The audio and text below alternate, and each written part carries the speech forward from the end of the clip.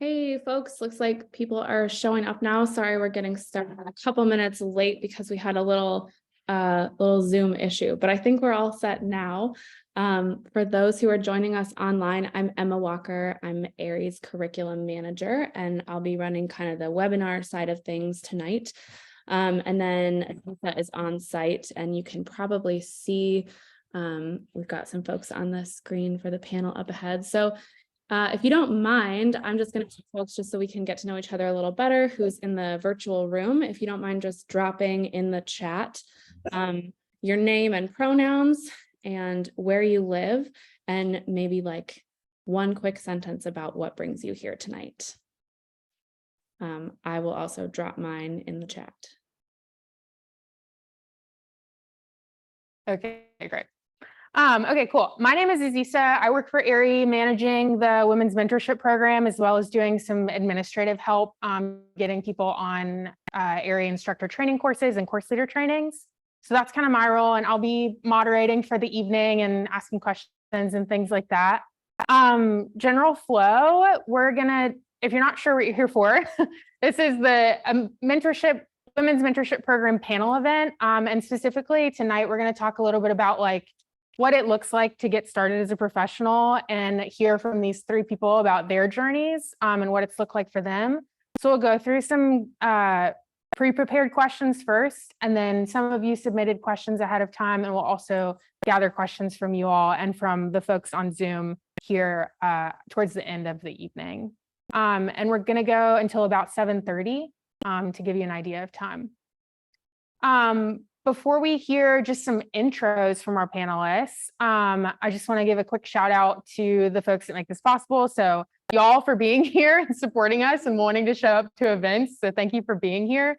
And then also we've got some corporate sponsors over at RAB and Mammut and Gore-Tex. They've been really big supporters of the program and have really helped us make all of this possible. So we're super thankful to them. And like I said, there's some swag items in the back, so feel free to grab those whenever you'd like.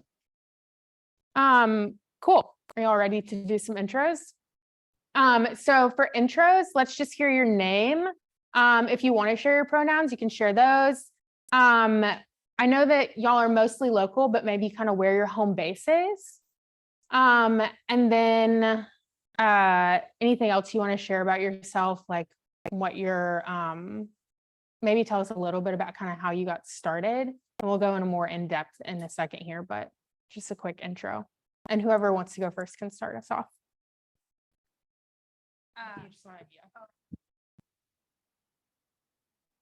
Great. Oh, but we won't hear it, right? The audio. It's just for the Zoom folks. Okay.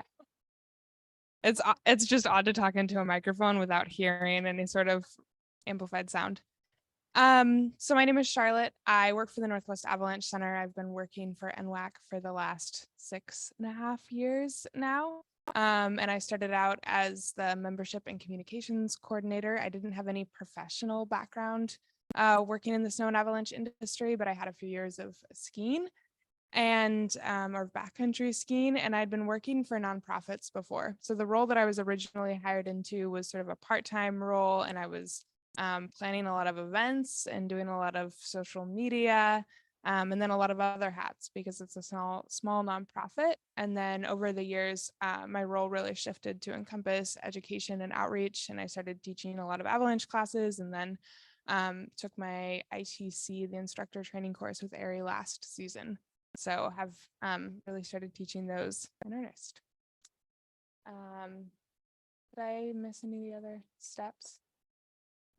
I realized I didn't set you up right. So in addition to that, you kind of shared a little bit about your professional background. So let me just recap what I want to hear from you. Your name, your pronouns, which is what you shared, and then a little bit about your professional background, which you shared. And then would you tell us like just something about you as a human? Like who are you outside of skiing and work? Yeah, I have many things outside of skiing and work. I actually have 1,000,002 hobbies. I am currently working on a sweater for my sister's baby shower this upcoming weekend. I like to do other mountain related sports and yeah, like to hang out with family and friends. Thanks. That's perfect. Thank you. Okay. Hi, y'all. I'm Brenda Holland. I use she, her pronouns, and I'm based out of Seattle, Washington, right here. And let's see, I am an AIARE course leader and an American Mountain Guide Association, or AMGA, apprentice ski and alpine guide. And I just got certified as a single pitch instructor. And I'm also a small business owner. I have a little tiny thing called Veriscapes where we teach inclusive outdoor leadership. And long ago, I had started off in the mountains as a guide for some big services like RMI and then IMG and lots of other services with acronyms. And I've been doing that forever. And so I've summited Everest in 2006, and I've have over 100 summits of Mount Rainier. And those bits and pieces of me are from back in the day. And then, but ever since then, I've been on this snow and avalanche journey, and it's been a really cool transition getting here, and it's taken some time. So some other parts of my life are I'm a parent. I have 2 daughters. They're 15 and 13 now, which is pretty awesome and fun. And I can't believe it, but I've got the husband, I've got a dog, and I've got a cat, and I have chores, and I have to go to the grocery store and all that stuff. So that's me in a nutshell. Hi there, I'm Kelsey Faye. And first off, I have to say, oh my goodness, I am so jealous. Mount Everest. Oh, that would be bucket list for sure. Anyways, hi, I am Canadian, currently immigrating here. It's been a long road. It's been 4 years of immigration. I still don't have my residency, so I'm hoping that I get that sometime soon. I'm an avid snowmobiler in the backcountry, and I recently just opened up an avalanche company up here at Mount Baker for the snowmobiler. So that's kind of the business side of things. Aside from that, I like to call it extreme hiking. I love being in the backcountry, so Everest would be amazing. And then anything with a motor, I definitely into dirt biking. And back home in Edmonton, Alberta, I own a top alcohol dragster. So I like to go really fast with big engines, and my race car is a 5-second car on the quarter mile. So, I like to go fast. That's awesome. Thanks for sharing, y'all. I guess to hear a little bit more about you, we'll kind of jump into our first question, which is just like, how did you get your start? Like, what did your early journey look like when you were trying to make a job or a career out of this industry? And yeah, just tell us a little bit more about that. Maybe like, what was your first job in the industry? Like, how did you get started? And again, anybody can go first. So you can pass it around if you like. I mean, I'll just go since I got the mic.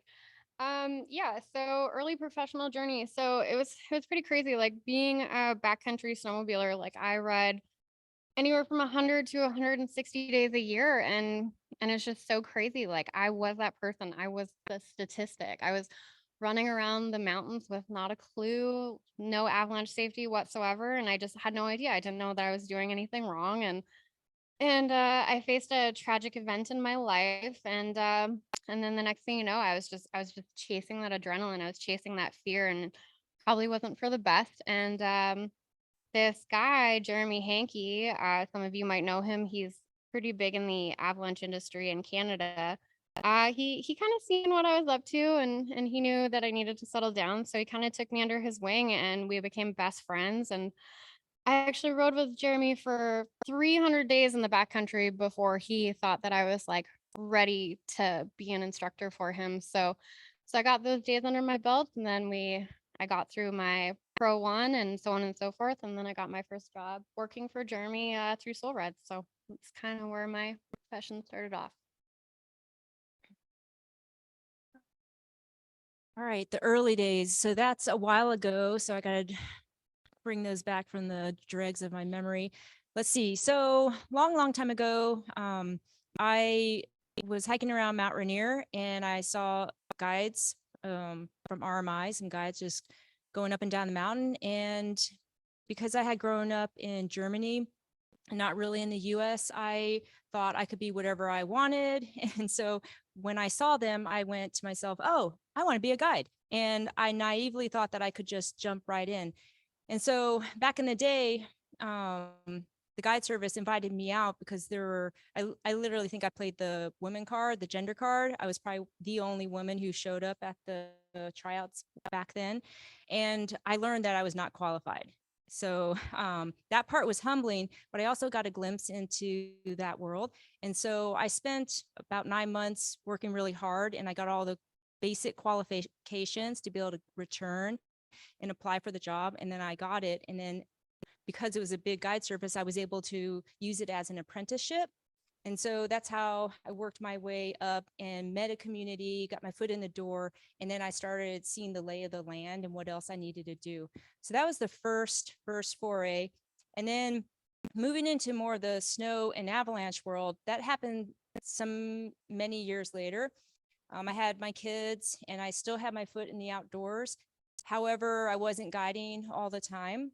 And I remember that I had wanted to go on this all women's trip up at the Fairy Meadows in Canada, and with a group of friends, really experienced ladies. And it ended up being that one of my friends didn't make it back because she died in an avalanche. And I had been thinking that back in Seattle, for a number of years, I really want to make sure I work on my avalanche credentials. And after this happened with my friend, that just sealed it for me. And so from that point forward, I just made it a commitment. It wasn't going to be a dream anymore. And I just started pursuing it. And it took a little while, but I ended up making it. And here I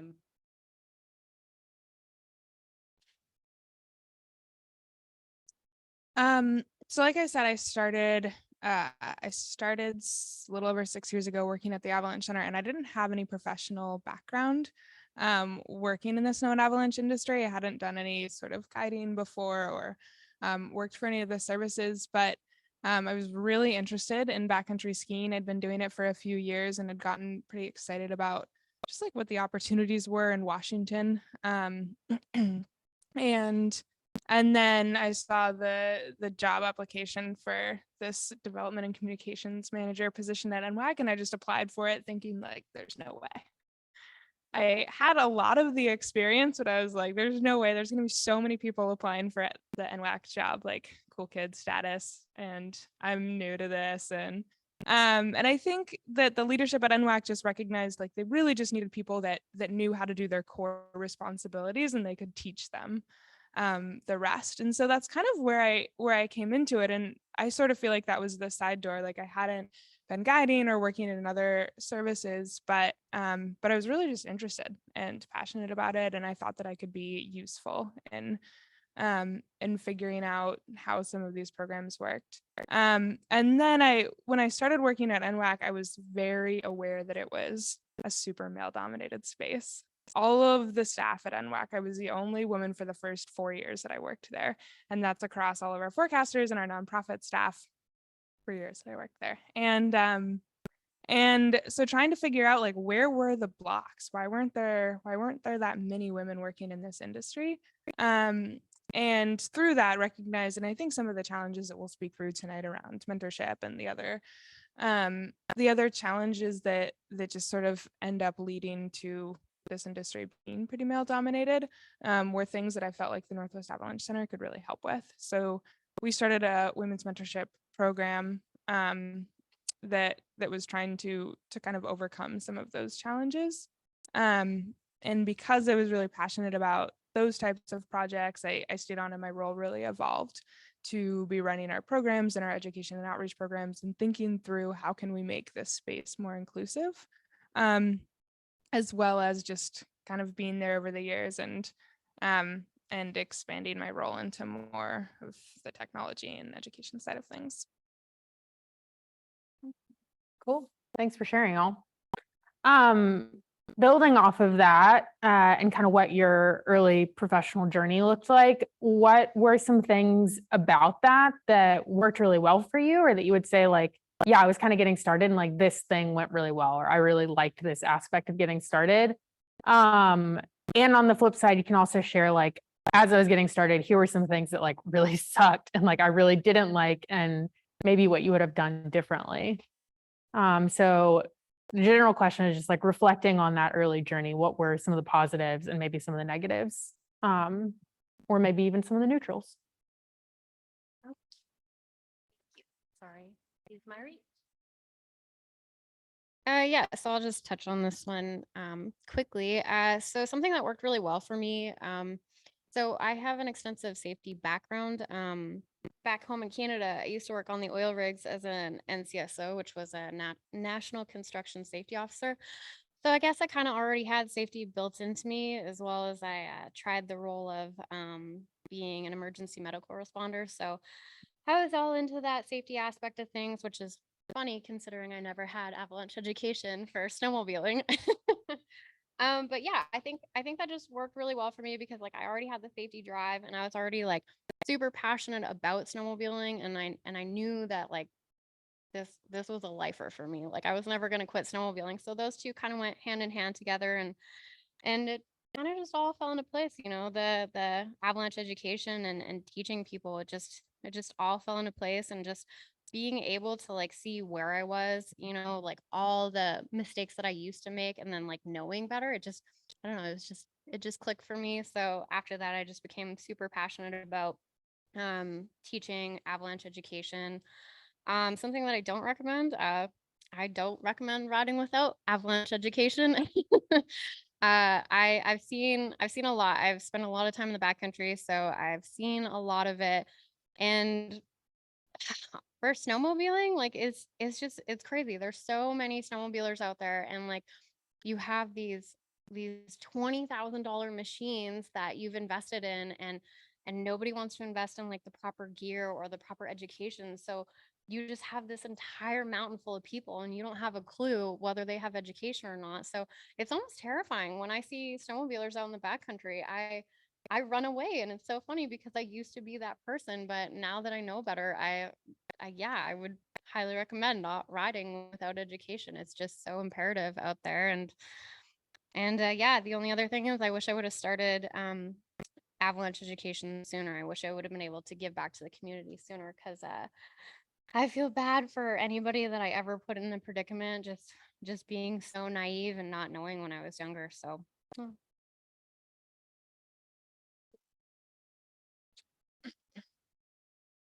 I think that I was in sort of a unique position when I started because I actually had a ton of built-in mentorship, which I think can be really challenging with a lot of people getting started, is like where are the people that are like a couple levels ahead of me, and how can they be helpful in teaching me and how to get experience and how to do so in a safe way. But when I started at NWAC, I already had like really incredible mentors, people that literally wrote the books on like backcountry skiing and snowboarding. But I actually think that that was a bit of a double-edged sword. It was super helpful because I, had people that could really help guide me. But I also felt like that really allowed me to sort of like take a back seat to all of the planning and preparation and decision making. So I often ended up in this position where I was like really just following. And then I would get kind of like more and more into that, where like I wasn't really doing a lot of prep. I was just sort of like showing up at the trailhead when they told me to show up at the trailhead, and then just like following along. And I think also like not all of the people that have a ton of experience are going through the process that say like AIARE or level 1 avalanches courses like really encourage you to go through. Like Brenda, I'm sure you can speak to, like, you get out with people that have tons of professional experience and they're kind of skipping like some of the stuff that people that you really like learn when you start getting that avalanche education. And that process is a good one, and it is the one that like really allows you to build the experience, to say like, I predict that when I go out the conditions will look like this, or the snow quality will be like this. And then once you make that plan and you formulate that picture in your mind, and you like get out and then see for yourself like, oh, I was off because it was, I didn't take into account tree cover, or I didn't take into account elevation change, or I didn't take into account wind factor. That preparation is what allows you to actually like build and develop that experience. And then like coming home at the end of the day and documenting that and thinking it through and having those conversations, I think those steps are so fundamental. And because I was like really just tagging along for a lot of years, I kind of skipped a lot of that. And it wasn't until I like really sat down, believed in the process, and like went through it that I started to like really massively accelerate my understanding of what was happening in the mountains. And that's been like my biggest takeaway, is that we teach or learn this process in introductory avalanche courses. And going through that is going to make you just so much better at it, so much faster. And also make you a much more valuable person to get out with. So good, so good. Let's see, my mind went to, I saw the word early, so I went way back. What about my early professional experience worked for me? So I want to point out that long ago when I had started guiding, you know, I found a niche for myself. One is I was one of the few women that were out there and that worked in my favor. And I also had an outgoing personality, and I'm pretty comfortable with crowds. And then back then I was a decent teacher, and I like to think that I've improved since then. So all those elements came together and really allowed me to flourish at that level of my career. Yet at some point that wasn't going to be enough for me to progress. And it took me a while to figure out that I couldn't lean on those qualities, and I actually had to build out some other pieces. And I needed to figure out what they were. It took me a while to even understand what was missing. And so when I think about what didn't work for me, it's not being able to anticipate change and being able to adjust to it. And of course, now, we've all had COVID happen. And so we've all had to learn how to adjust in such a dramatic way. And so one lesson is drawing on that, or just taking something like that and applying it to our professional world or our recreational world. And so later on, when I decided to go for the avalanche education and being a ski guide, I tried to learn from those past experiences. So I leaned on the things that I do well, but then I also tried to factor in the things I've learned. So I reached out to people that used to be really difficult for me. And so now I've picked up the phone and I talk to folks, and I just try to get their perspective on, say, how to do this or how to do that. And then I pick and choose the things that I want to incorporate into my life. And so I think just, yes, use what comes naturally to us, and then also try to build out a bigger skill set. Cool. Thanks. So that was a lot of different things, which is really helpful to hear. And I guess the next question is, like, if you had to distill all that down, or if you had to pick out like the most important thing, like you only have one thing that you're able to tell somebody as far as like, this is my key takeaway from getting started and breaking into this industry as a professional. What's that like one key takeaway? So I kind of alluded to it.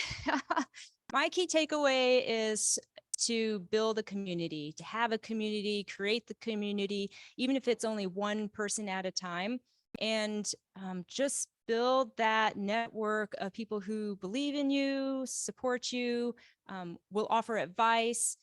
And it's possible that community member might only be in my life for 1 year, maybe 5 years. But as long as we've both thrived and gotten something good from it, then that's okay. And then sometimes there's the friendships and relationships that last a lot longer. And, I've lived a while now and have a lot of different experiences. And I would say that bit about creating community transfers into all parts of my life.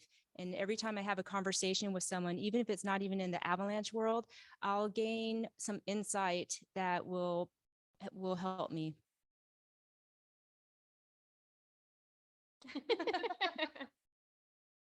All right. So it's hard to just single it down to one.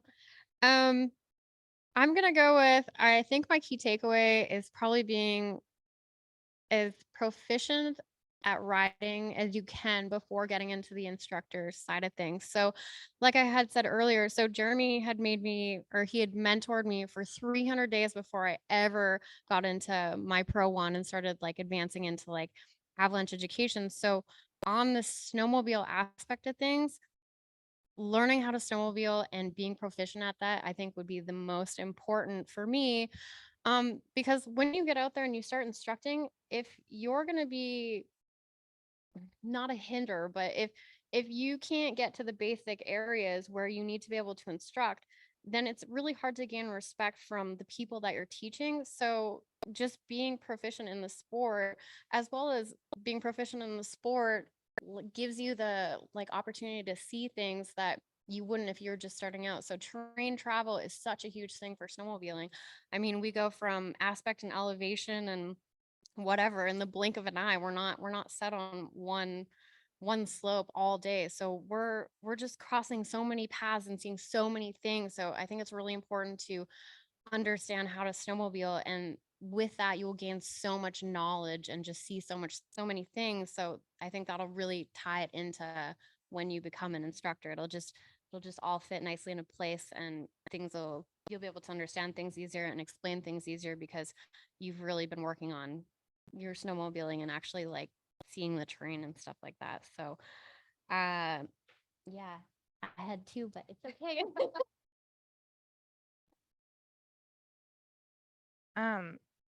I think I would just tag on maybe to Brenda's creating community, because I mean, I think that we all need to be getting out in the backcountry with people, and creating that community that supports you is going to be essential.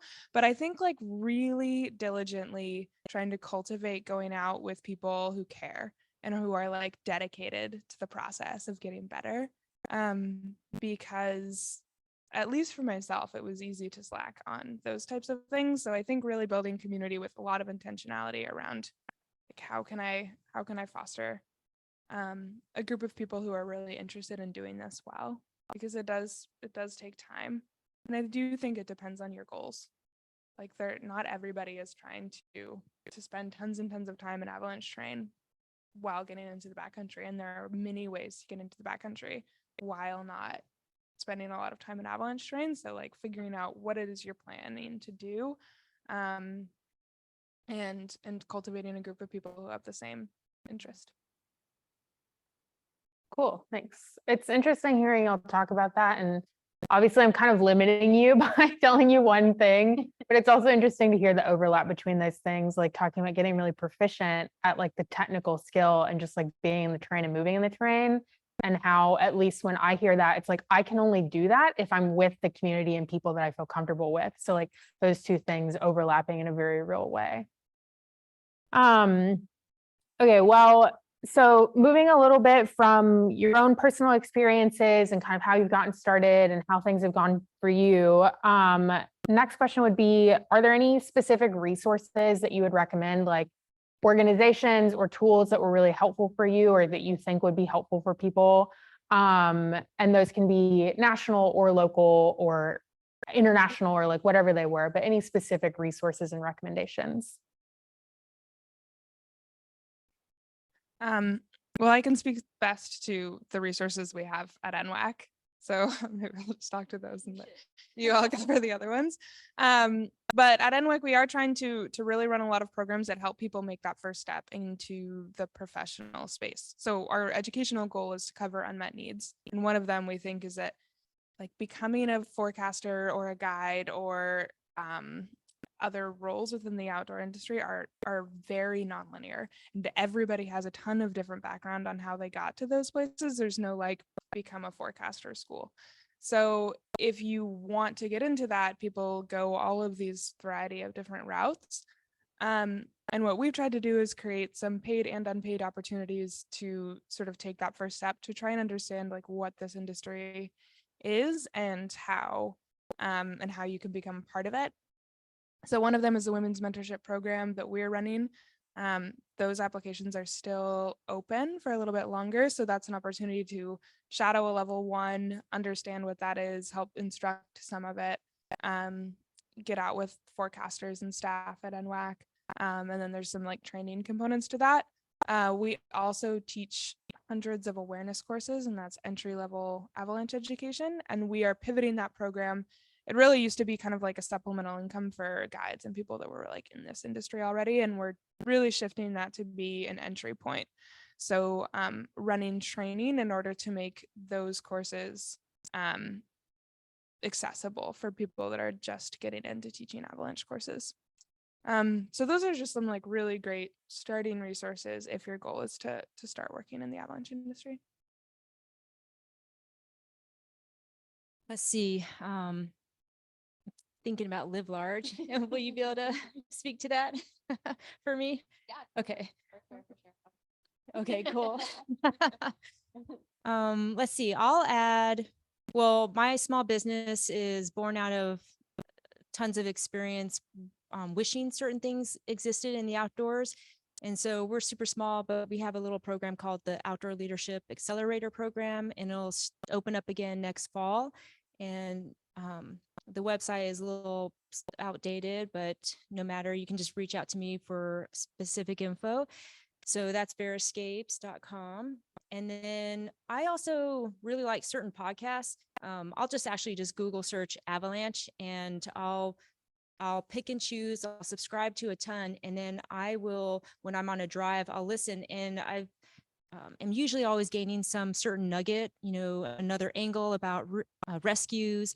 For example, the Avalanche Hour right now, Caleb interviewed a person named Jordy, who has just tons of information about rescues and avalanche, professional avalanche SAR that's worth checking out. And then also just Colorado Mountain College, CMC, out of Leadville, has an avalanche science program that's 2 years. It's hybrid, and it's just a stellar, outstanding program. I attended it, and in its first year, and they've been able to improve it. And it's connected to all the like experts in the field.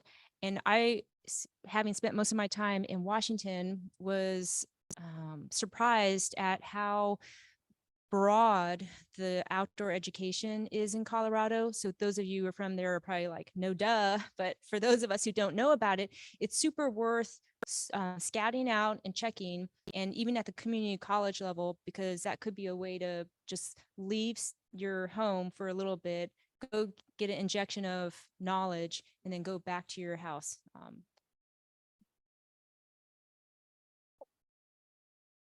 Well, when I moved here, it was literally the land of opportunity.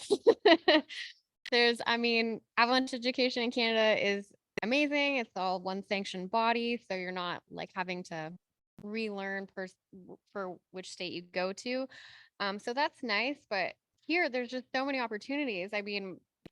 Just to name a specific person, John Farian, he was a resource all on his own for me when I moved here. He was just so much help when you come to a different country and you don't even know what way to look or where to go. He was just so helpful in just direct me towards NWAC or AIARE.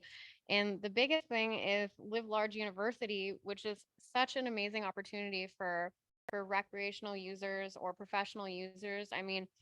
I got a scholarship last year from the Live Large University for the ITC program, and then again I'm going for my my Pro 2 this year, and I wouldn't have been able to do that without the Live Large University. So I am more than grateful for that, and that's such an amazing resource that all of us have the opportunity to use, and I feel like not enough recreational users know about that. And yeah, it's just I've never seen anything like it, and it's so amazing, something that's put together to help people get avalanche education. So super pumped on that, and thank you, John, for all your help.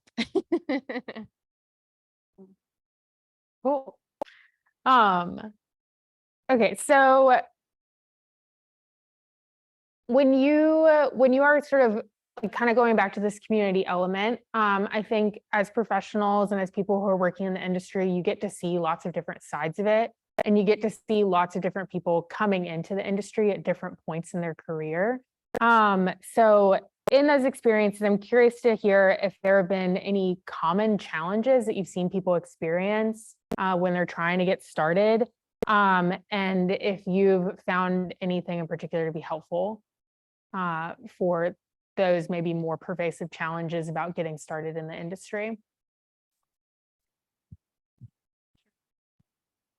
So proficiency comes back up. When I'm out in the field teaching avalanche courses, there are times when I think students aren't getting out of the course what they could because they're partially hindered by the ability to ski or ride or snowshoe in the conditions that we face. And so I would encourage folks to go get the experience, put in some days, run up the side of a ski hill if possible, check out the regulations and see if it's possible. But literally just get in laps, learning how to take on and off the gear well. I mean, it all adds up. And once we become proficient in whatever tool we're using, we're able to free up our minds for the other parts that are important. That's one thing. Yeah, I think it depends on if we're focusing on like recreational goals or professional goals. And Brenda, I think you're speaking to like probably the largest recreational challenges. Like, how do you get experience without experience?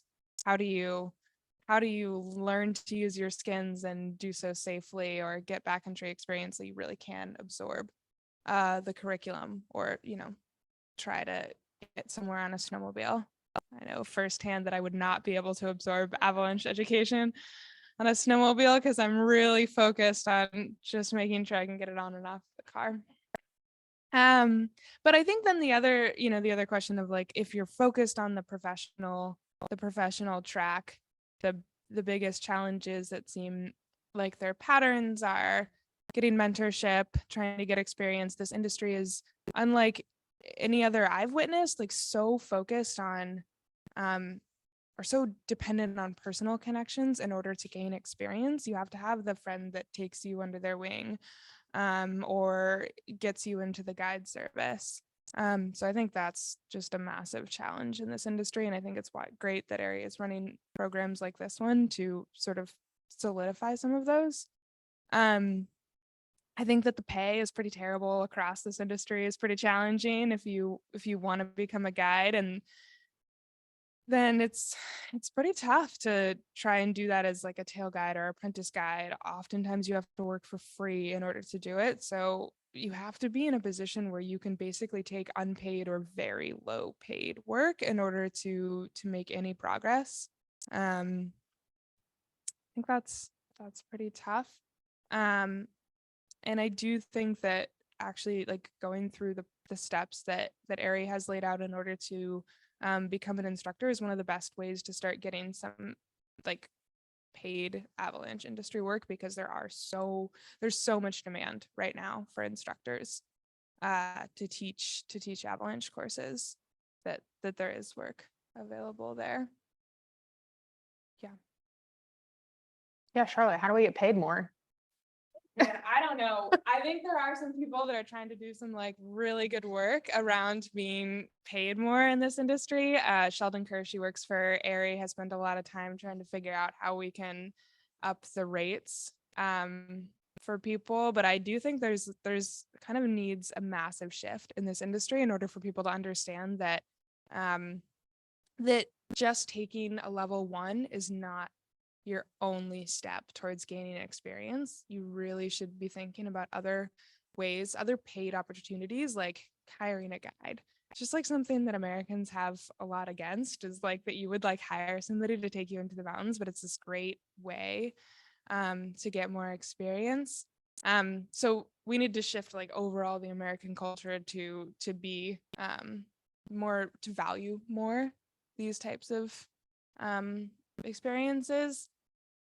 But yeah, I think there's a lot to do in order to pay. I mean, ski patrollers, guides, people teaching avalanche classes. It's not well paid for the risk that people are taking on, for the damage that it does to your body for teaching these types of things or working in this industry.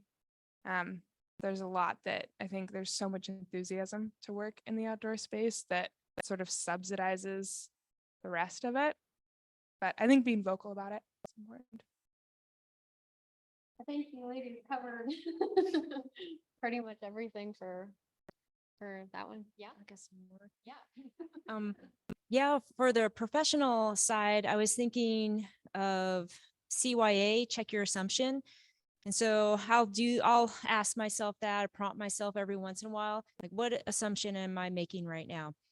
And so for those of you who are serious and you really want to enter this outdoor industry and you see yourself becoming an avalanche educator, you're a ski patrol director, you're running a nonprofit, giving out scholarships to snowmobilers, I suggest to CYA, check your assumption. First, do the work and figure out what the path might even look like based on what everybody else says. Go look up stuff on the website, go talk to folks, and try to talk to as many people as possible and get a better picture. And that's going to challenge whatever assumption one makes going into it. And I think that the field will look very different and nuanced once one does some research. And then by doing that, one could be more efficient about how to reach a goal and find possibly alternative ways to achieve it that weren't evident in the very beginning.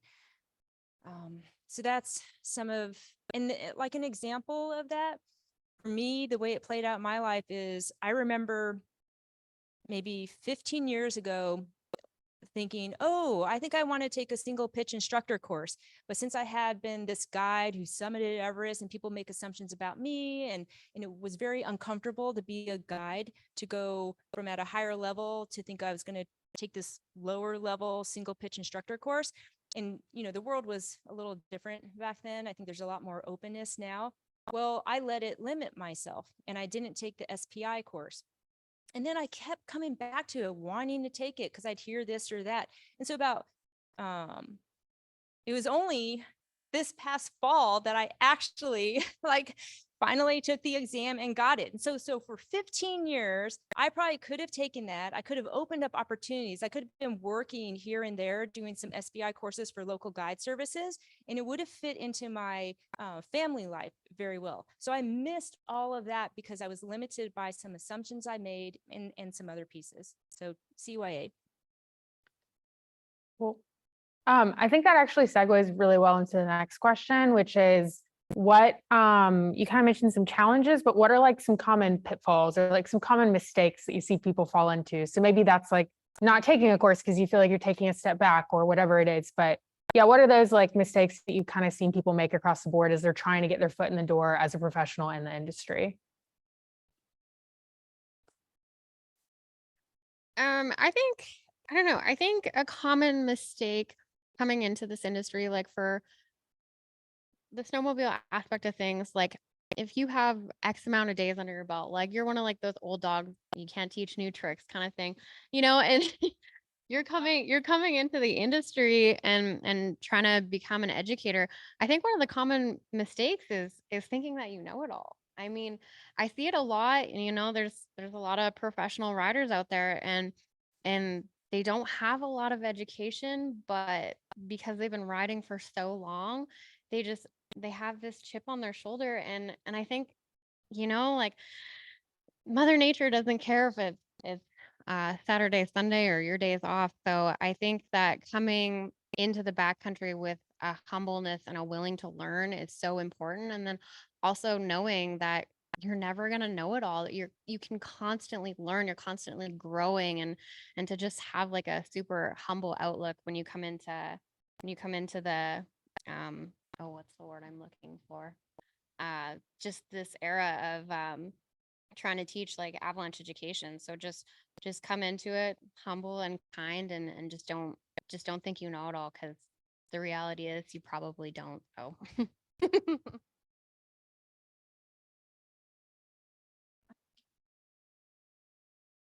Common pitfalls. Okay. So Okay, so there's lots of pitfalls, right? Let's see. Okay, one that I'm thinking of right now is that It's a hard one. well, how do I put this? Okay, so I'm just thinking about, it's a little easier these days, post-COVID and post George Floyd, to speak a little bit more openly about the oppression that is out there that many folks face. And tonight we're centered around gender and helping people who identify as women to get into the outdoors. And I would just like to remind all of us that even amongst our shared identity as a female identifying person, we have a lot of diversity amongst us. And we also have a lot of bias and prejudices and assumptions that we make of each other. And so I think that we're all going to, many of us are going to advance if we can look to each other as being in this together. I mean, of course, that sounds kind of obvious, right? But it can be hard and difficult in practice. And so depending on one's life story, working with another woman can feel like competition. And then yet for someone else, it feels like a natural thing. And sometimes we don't know where a person lands. And so I think we just need to do a little bit of work and learn who each other are. Take the time to get to know somebody if the other person's willing to share. And that way we get to see the human in each other. And then hopefully by all of us being able to work together, we're actually going to advance ourselves, advance our gender. And then, of course, we know that once one marginalized group benefits, so does everybody else. You good, Charlotte? That actually, Brenda, you're so intuitive. It's like really segues well into the next question. So, obviously kind of the premise of this women's mentorship program, which is part of what this panel is a part of, is that the experience of women and people from other marginalized genders can really differ across the industry from people who are in a dominant gender group. So that being said, are there any trends that you've seen over time, good, bad, or neutral, about how women's experience is different in the industry? Like, are there any things that you can kind of like, again, like you were saying, Brenda, not all women have the same experience in this industry, but we do tend to see trends over time. And has there been things like that that you've noticed where you're like, wow, women really seem to have this experience more than men or people from other genders?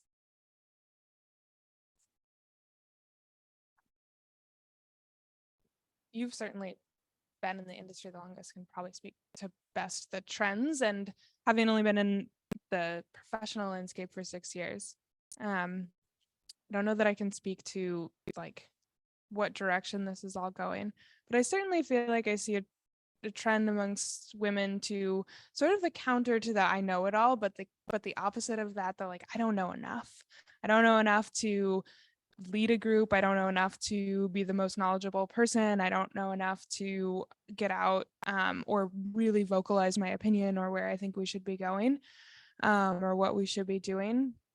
And I think that is like a challenging dynamic. I've been in that dynamic, and I have felt that that getting out with women really does kind of open that up to feeling a lot more comfortable with like the recommendation of where we go or what we do. But I do think that preparation is the best counter to that. So like putting a lot of time into thinking about where you're going to go and what you're going to do and how you're going to communicate with your partners is has at least let me be more successful in countering some of that, like, I don't feel like I know enough to make these decisions or be the group leader.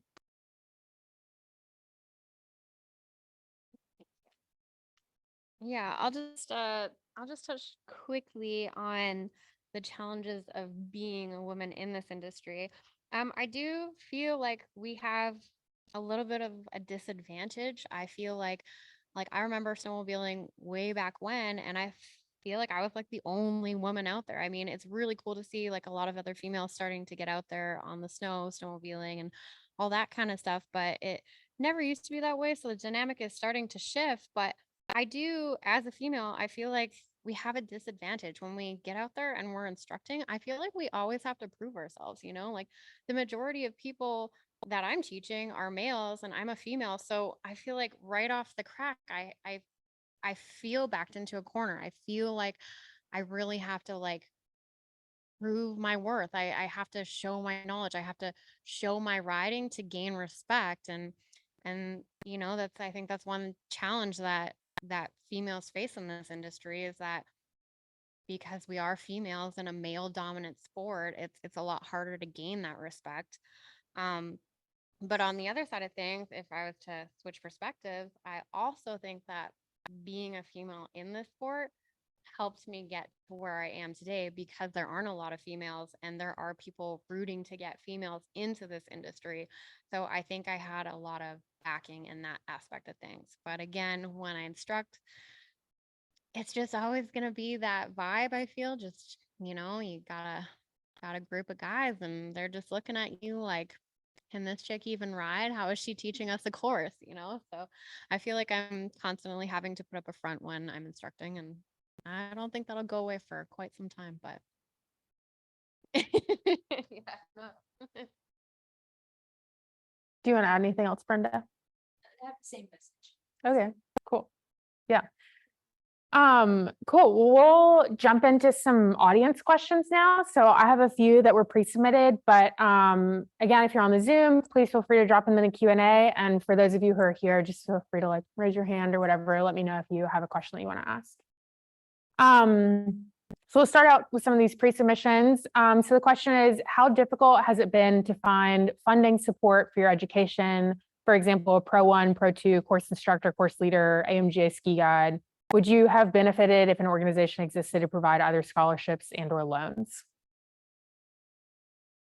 I think, like I was saying earlier, I think that Live Large University is such a amazing resource that I don't think enough people are using, or that enough people don't even know about. Like I said, I'm going for my Pro 2 this year because of the Live Large University. So I think that's an amazing resource and people need to utilize that. So I found getting any financial support really difficult, given that, I started a long time ago. The scene was really, really different back then. And I'm pretty excited to see the scholarships that are available, and just even this momentum around things like tonight's event. It's just starkly different from even 5 years ago, and definitely 10 years ago. And so I think there's potentially a lot of opportunity, and then it can hopefully just explode and just get bigger and better for everybody. I think looking out for those scholarships and researching and hunting them down will be worth it. And then if one doesn't get one the first time around, is put those deadlines on the calendar and look forward to it the following year. So if you miss it, don't miss the first year, don't miss it the second year. I finally did get a scholarship for my AIARE course leader through AIARE. And I'm sorry, I don't remember it was a family that not from Washington that provided the funds, and it really made a difference in my education and allowed me to be where I'm at now. Was that Kazaki Wolf? Okay, the First Descent Foundation. Yeah, AIARE does have scholarships, and I've found those to be possible to get. I guess it depends. Are all of you in the audience looking to get into the professional landscape, or are you heading down the recreational landscape, or are you like figuring it out?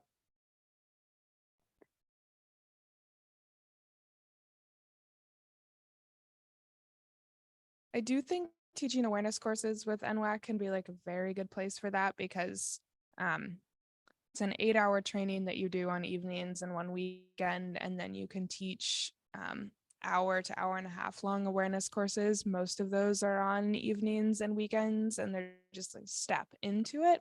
And they're also paid, and they're paid, fairly well by industry standards. And it's a good way to sort of dip your toes in and figure out if it's something that you want to pursue, and you don't have to have any other previous experience except for a level 1. So it's a it's a nice entry point. Those applications open in the fall as well.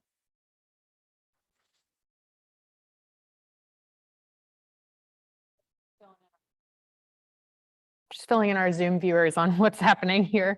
The next question is, what advantages have you had that have made working in the winter outdoor industry possible? What would you have done without those? So you all kind of spoke a little bit to this earlier, but. Sorry, what advantages? What advantages have you had that have made working in the winter outdoor industry possible? And what would you have done without those? Well, being one of few women actually worked in my favor. And so that's the pro side. A lot of folks, guide services really wanted me to work for them. So I had my pick.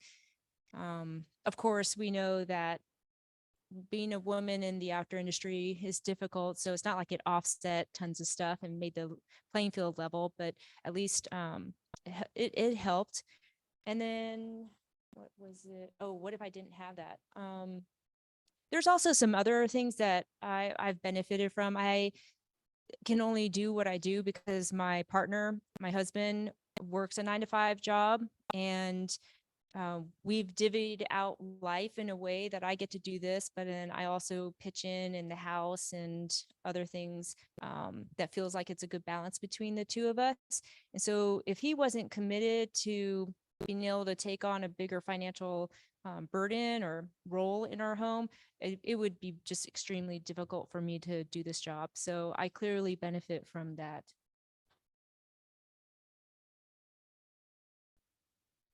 I'll say that there's a few folks that I know that don't have that a partner relationship or financial resources to be able to even do this.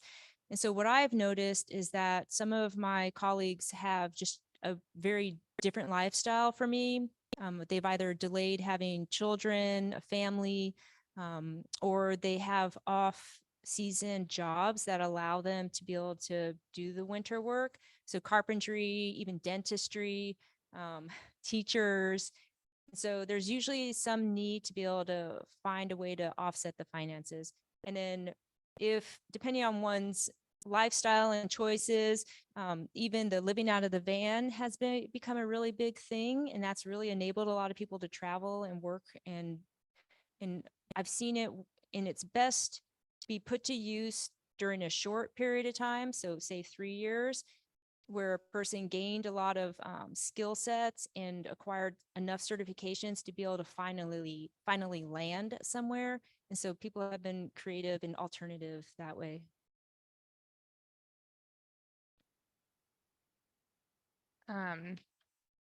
Yeah, I think just outside of the professional landscape, recreationally, I had a lot of mentorship, but I think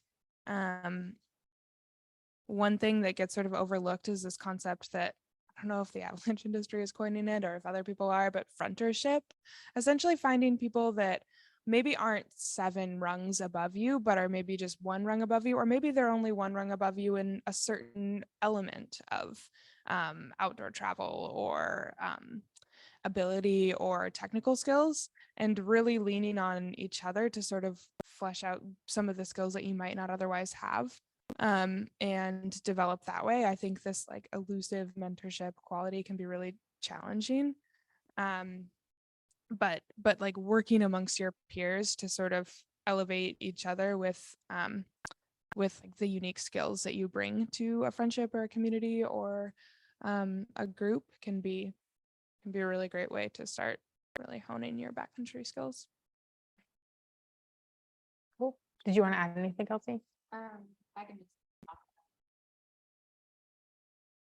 Yeah, so just to quickly touch on how I was able to get to where I am today. Yeah, so seasonal work was a really big thing for me. I had a job in construction, and construction shuts down in the winter in Revelstoke because we actually get a lot of snow. Not like the snowmageddon here when there's this much snow and the world shuts down. We actually get a lot.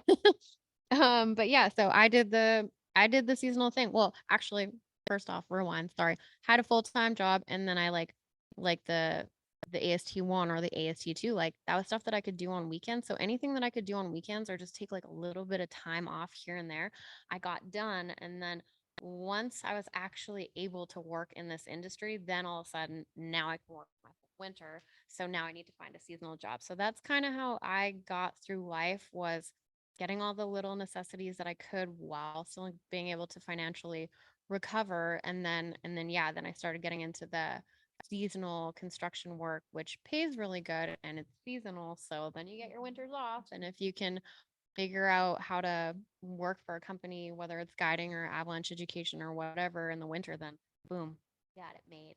So.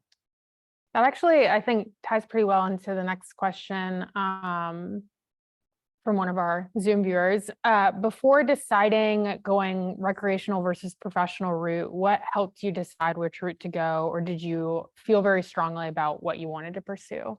So in making that choice between making this a career and just keeping it something fun, it sounds like is the question, like what helped you make that decision? Well, I've always known that I wanted to work in the outdoor industry, and yeah, so that was simple. So long time ago, I just found some identity in being an outdoor educator, guide, and never wanted to leave that. I tried out some other things. I worked at a nonprofit. I was behind a desk. I've done a variety of stuff, and my mind always drew me back to the outdoors and teaching and being in front of folks and being a cultivator of experiences. And so it was pretty clear to stay with the pro track. I've spent a lot of time around a lot of different avalanche educators and guides and folks working in this industry. And for most of the tracks, I think that the most crucial thing is whether or not you truly enjoy getting other people into the sport. I think there's a lot of people that head down the guiding track because they're like, I just want to spend all of my time outside and I want to spend a lot of time in the mountains. And I think that there are a lot of people that end up well down the guiding road that is their motivation. But I think that the people who are truly thriving in that industry or in those jobs are people that really love getting people outside. And because a lot of the time teaching an AIARE course or guiding people up to the summit of Rainier, it's not the way you would choose to interact with the outdoors when you were just out for your recreational day. You're moving at a completely different speed, and you're not you're not always getting to like enjoy the snow and the way you would if you were doing it just for fun. But you really have to be enjoying helping other people learn to do the sport in order to have teaching AIARE courses all throughout the season still feel enjoyable, I think. Do you want to add anything? Okay, Kelsey? Okay, cool. Okay, so we've got another question. I'm a professional woman with 15 years of risk and compliance management experience in financial services and would love to learn more about how my skills transfer to the outdoor industry. I'm an avid backcountry, downhill, cross country, anything snow gal, and have spent several years volunteering to help teach others with Mazamas in Oregon.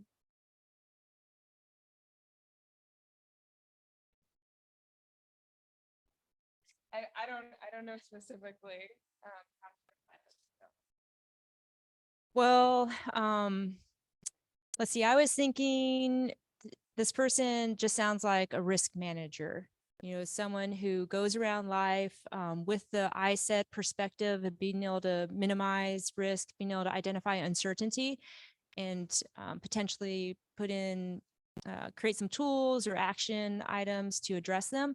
And that stuff carries over into our worlds, whether it's the NWAC or snowmobiling, or it's guiding or avalanche education. All of these different aspects of the outdoor industry need somebody with that ability to see beyond just what's right in front of them, but also see the invisible stuff that's happening and the unspoken things. And so if you identify in this way, there is a spot for you in the outdoor industry, and it's just figuring out what aspect you want to be in.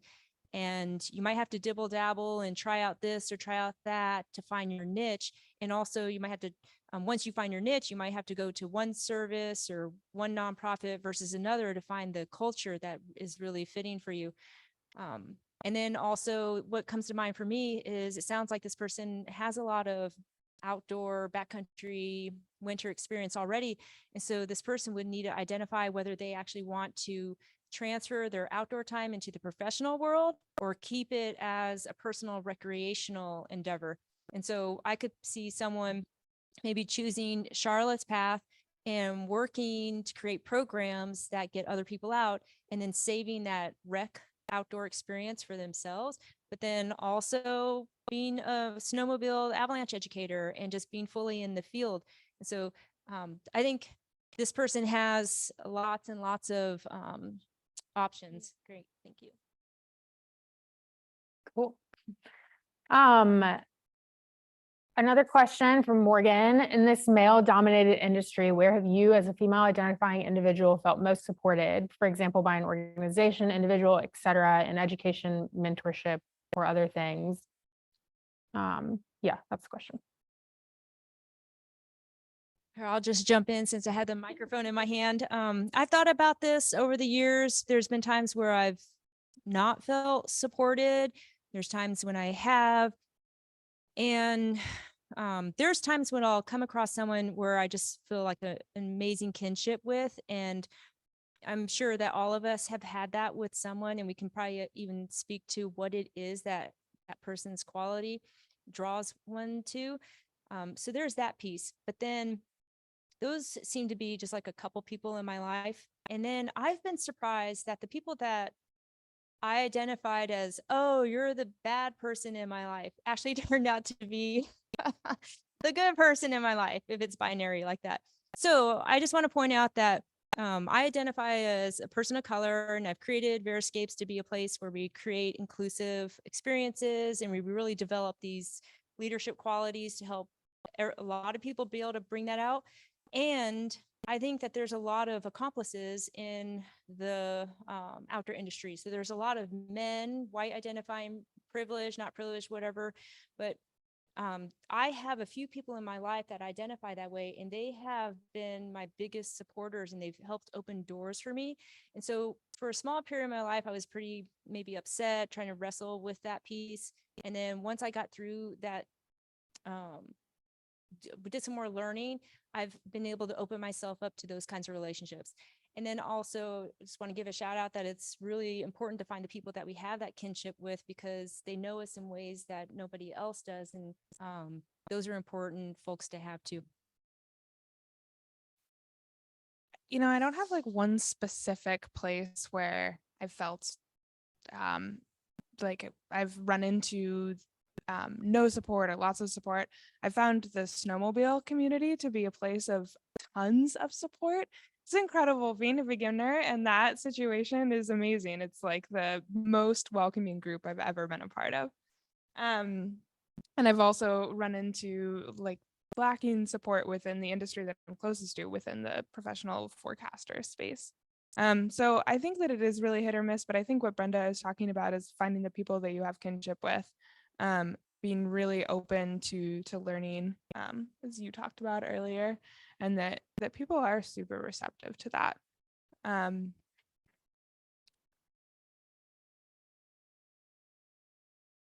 Yeah, the snowmobile community, it's so small, it's so niche, it's just like, it's one of a kind. I can't even explain it. The snowmobile community is so, it doesn't matter female, male, they're so supportive. I mean, when I started getting into like jumping and dropping and all that kind of stuff, it wasn't women teaching me, because there wasn't any women in the industry, or very few. It was those guys, and man, like they just get after it, and they just cheer you on, and they make you feel like you're on cloud nine. So the snowmobile industry is more supportive than I could ever explain. And like people that are broken down in parking lots or whatever, like you betcha the snowmobiles are going to help. We've pulled people out on the side of the road that are stuck, because we've all got the big trucks and the snowmobiles and that kind of thing. And I don't know, sledders are just, they're a whole different breed of person. And it's really cool to be part of that community, because it just seems like everybody's just willing to go above and beyond to help each other. And it's really cool. Nice. That's awesome. Now I feel like I need to get into snowmobiling. Like, I was just serious. Yeah. Perfect. Cool. I've got one more question, and if anybody has questions out here too. One of the other pre-submitted questions was, how do you balance work and play? Which I think is a super relevant question for people who are working in something that very much overlaps with the play that they do as well. I'll touch on that one right now. I think it's so important to separate the two, because if you let the two mush together, it can almost hinder you or be a hazard. I'll give you guys an example. So, one season when I was working in Revelstoke, Jeremy and we taught an AST 1 every single weekend, and during the week we were teaching as many AST 2s as we could. So we were working non-stop, and we were constantly telling people what not to do, and we didn't have that balance of like being able to be recreational users. It was just teach, teach, teach, teach. So finally the time came to where we finally got to go ride on our own, and it was a deep day. It was blower pow, like just what dreams are made of. And we had been teaching for so long, just straight, that we let our hair back, and all we wanted to do was recreational use. And that day the conditions were not in our favor, and we triggered a sympathetic avalanche. And let me tell you, that was one of the scariest moments of my life. It triggered, and I realized we were so busy teaching that the moment that we got out to just let our hair down, we forgot everything that we teach all the time, because all we wanted to do was just ride and just woosah from just this chaotic schedule. And we just forgot everything. And the next thing you know, I didn't know where Jeremy was in front of me, and he didn't know where I was.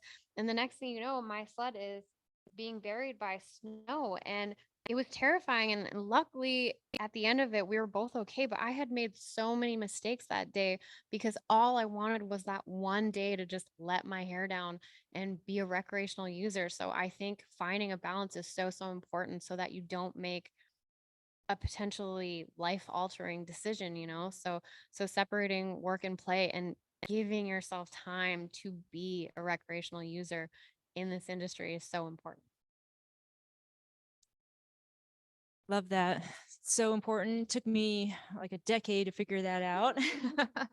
And that is just so true. We need that in our life. And I think we all know that from other parts to draw upon. Okay, so the thing that comes to mind for me are some tools that I've leaned on to try to create some balance.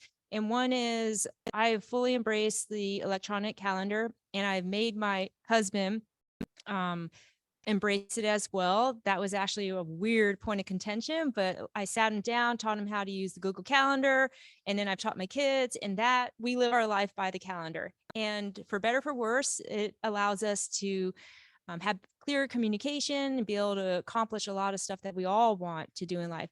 And then I've learned to say no. Of course, we all have heard that before. I was getting asked to work a lot, and I tried it out, and I found that it took too much of my free time. And so I learned to put in, just for example, like a 2-week buffer between courses.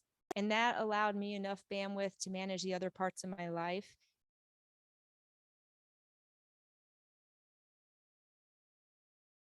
I will think about it and bring it back.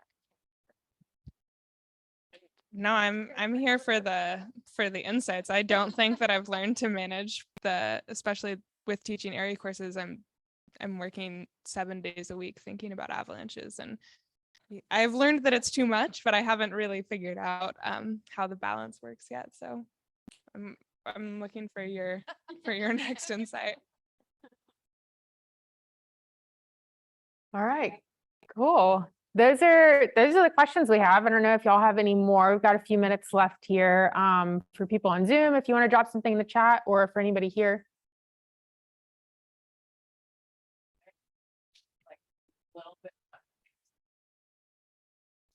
Could I get you to use the mic just so the Zoom people can hear you? We'll make you really official. Yeah. Only just because I have so much knowledge in that. I want to ask it is like, why do you think that people don't take their AST2 or AIARE2 so much? Like, can you comment on that like gap there? Okay, I'm sure you have a lot to say about this, but I do think that it hasn't been well described yet in the industry. At least with the AIARE program, the level 2 was really a professional level course up until when was the pro rec split, like 6 years ago? I don't even think it's been that long. Yeah. I think it's got to have been somewhere between 4 and 6 years. They split those courses, so now the level 2 really is geared towards recreationalists. And it didn't used to be. So I actually do think that a lot of people just think that like the level 2 is super snow science heavy versus being what it is, which is really a decision-making course. We had somebody let us know it's 2019 was the pro rec split. So pretty recent. Yeah, I feel like that continued education is just really lost when they take the one. I feel like people take the one and they either leave the course one of two ways. They either leave the course feeling empowered and they know everything and they don't need anything else, or they leave the one going, oh my goodness, I'm terrified. I'm gonna set off avalanches everywhere. So it's kind of like damned if you do, damned if you don't. But it's just so important that people understand that it's continued education, like it's constantly evolving and growing. And I feel like maybe the two just isn't marketed well enough yet for people to like fully understand that that is your next step. It's so important. And the terrain travel and everything that comes into the two, like it's just, yeah, like it's so important. Like the one, we're kind of like teaching you the fundamentals, and like we need that so that we can feel safe with you moving into the two. But I don't know, I feel like that communication is just really lost between getting them into the one and then moving them into the two. People feel like I said, like they either feel like, oh, okay, I know this, I don't need anymore, or oh, this is scary, I need to take a step back, and they never actually approach the two. So the two is, it's just, yeah, I see it. It's not, and then also there's not a lot of twos that are offered, especially in the snowmobile community, that I do notice. They're very few and far between. There's a lot of ones that are taught, but not a lot of twos. So maybe that's has something to do with like the educators themselves. Maybe there's not a lot of educators that can teach the two, and you have to travel farther for that. I don't know. There's a lot of different aspects that you can look at that. But yeah, totally stressing the two. The two is so important. That's where like we teach you the one, and then you really need the two so that you can apply it, and we can really start moving terrain and teaching you how to read everything and having it all come together. So it's a graduated learning process. I'm wondering what made you ask that? I'm curious.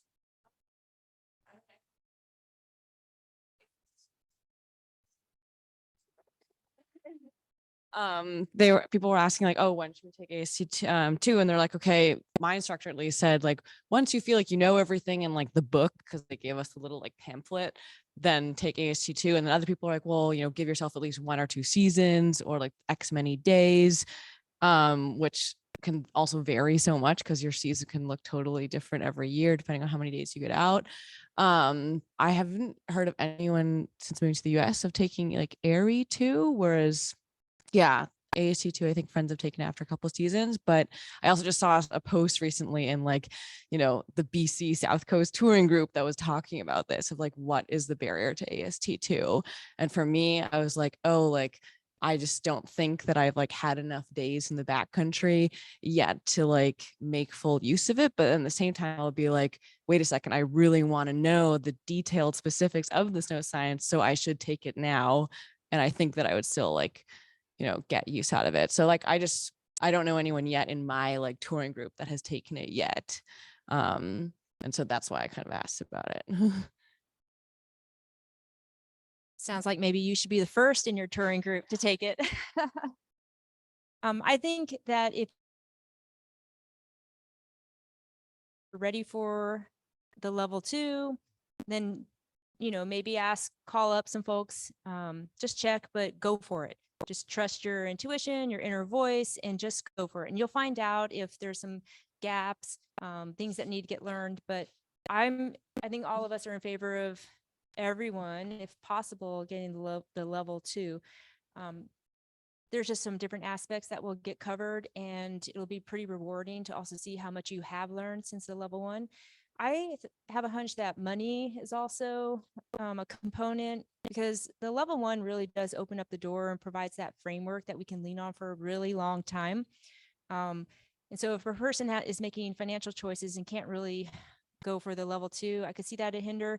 And then I think maybe when we did the Rec Pro split, that maybe, unless it's been changed, I have this vague recollection that a person could go into the Pro 1 without taking the level 2.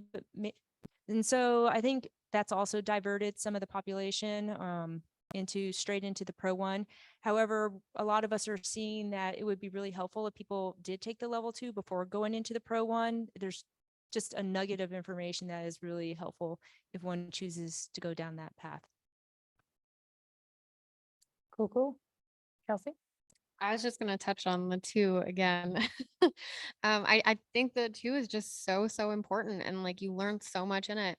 When I was working for Jeremy with Soul Rides, for the very last day of our 2 in Canada, so there's 2 riding areas. One is like in Sicamous, and the other area is in Revelstoke, and it's a 40-minute distance in between. And we would take our 2s over the mountaintop from Sicamous riding area all the way to Revelstoke, and the amount of learning and train travel that they got to experience and see the real deal, like I think that alone is so worth it for being a backcountry user. I think it's really important. So I also find that the level 2, if you're somebody who identifies as a leader, whether by choice or you're just given that role because of whatever, your personality, the knowledge at the time, taking the level 2 can be really helpful. So it'll give you some more tools to use, especially if you're a leader not by choice. Awesome. I think that's a great note to end on, forced leadership. Cool. That's kind of our time. So we'll stick around here for a little while longer to say hi to in-person folks. And if you're on the Zoom, feel free to keep chatting in the chat if you want to connect with other people on the call tonight. But otherwise, that's going to be a wrap for us. So thank you to our panelists. And thank you again to everybody who's here, whether you're virtual or in person. And a final shout out to the sponsors that make it possible. So Rab, Mimoot, and Gore-Tex, who have all been really big sponsors of this program and really made it possible. Thank you. Yeah. So I just want to add another thank you to all the supporters who made this event happen tonight, for y'all for showing up in person in downtown Seattle. To Charlotte, Kelsey, you two are super rad to spend more time with. And also just want to encourage y'all who were motivated enough to attend tonight to get after it, go do it, so that way we can see you up here giving this talk. And we would like to see even more variety in the type of parts of the outdoor industry that are represented, and who and how we look, and the identities that are behind this table. And so we need y'all who are out there to come up here. Thanks.